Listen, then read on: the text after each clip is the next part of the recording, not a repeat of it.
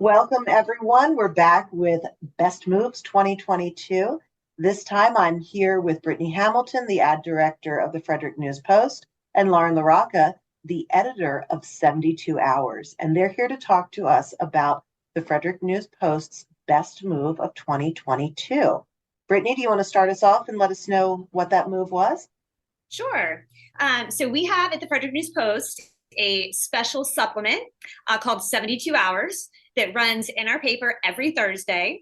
That is a focus. It's kind of like your weekend entertainment guide. So everything kind of coming up over the next 72 hours and a little beyond in the community. So everything from arts to entertainment to events to just really great family activities. And it was a really popular section that we had for many, many years.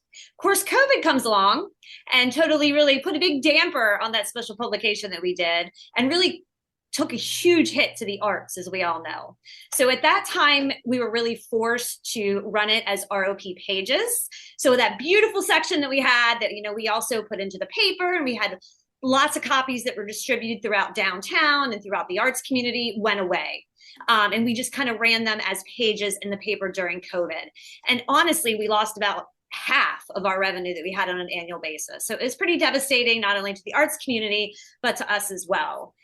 As things started to change in the environment, we saw things starting to get a little better. The community was starting to open up, and we really felt a need to help that entertainment community and help our downtown really get back on its feet and start to thrive again. We thought it may be time to start having the discussion of bringing back our 72 Hours publication.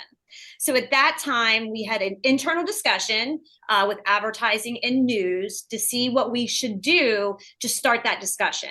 And I think from that meeting, we decided we really wanted it to have the community involved, so we could really have the advertising support and really see if they felt we were at a place to kind of bring it back and that they would support it.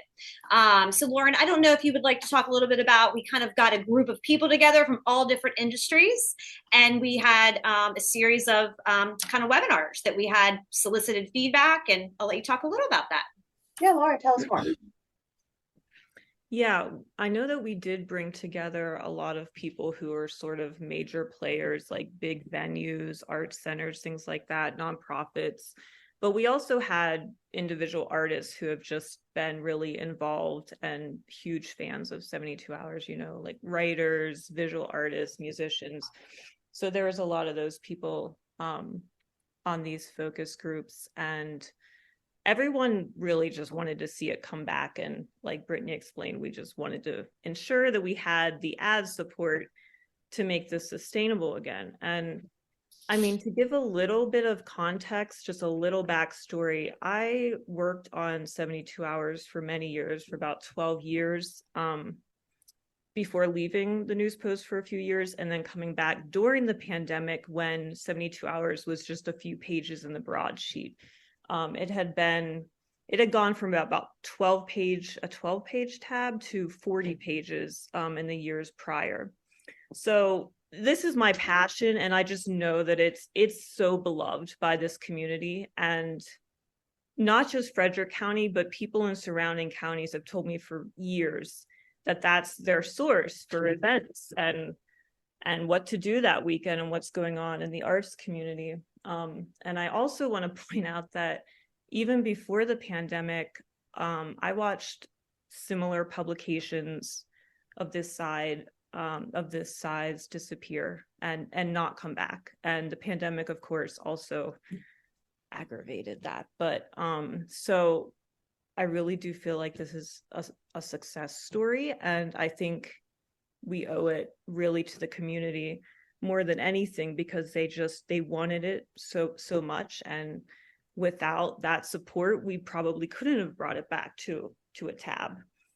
And actually, I'm interested that it was brought back as a publication, as a physical print publication, because it would have been, it had been folded into the newspaper.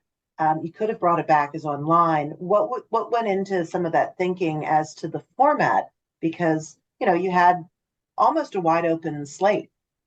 So, right. 72 Hours, and Brittney, you can speak to this too, but I don't know if this has been mentioned, we do an overrun. So there are free copies for people to pick up all across the county and a little bit into the surrounding counties. So I think a lot of people who frequent bars and coffee shops and music venues, they just looked forward to, like, because I heard this for years, to going and picking up their copy of 72 and leafing through it. And even though we tend to think of that as being this older demographic who wants their print copy, I think it was just a different kind of publication, almost like an alt weekly where people just love seeing it and picking it up and sharing it and that sort of thing.